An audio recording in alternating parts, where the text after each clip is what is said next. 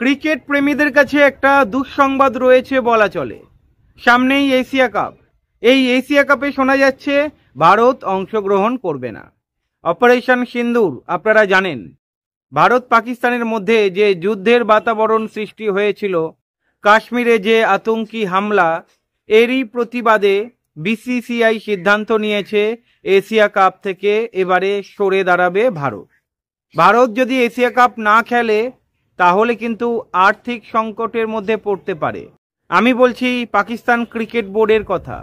ভারত যদি Asia cup না খেলে তাহলে পাকিস্তানের বোর্ড মানে ক্রিকেট বোর্ড আর্থিক সংকটের মধ্যে পড়বে।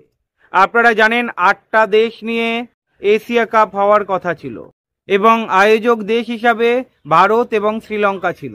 ভারত আয়োজক দেশ, ভারতই খেলবে না। দেখুন, যারা ক্রিকেট প্রেমী তাদের কাছে এটা মেনে নেওয়াটা অনেকটাই কঠিন।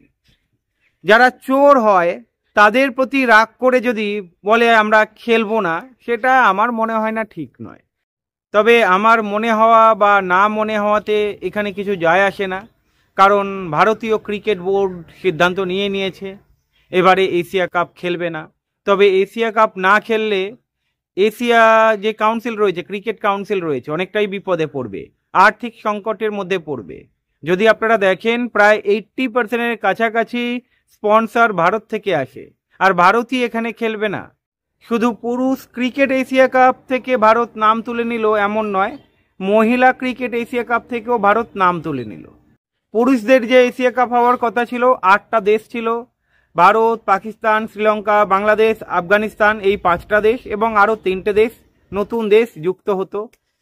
যাই হোক, এখানে ভারত যখন খেলবে না, এই এশিয়া কাপের গুরুত্ব কতটা থাকবে সন্দেহ রয়েছে, কারণ আপনারা জানেন যেখানে ভারত খেলবে না কতটা গুরুত্ব পেতে পারে। আপনাদের কি মতামত কমেন্ট করে জানাবেন। ভালো থাকবেন।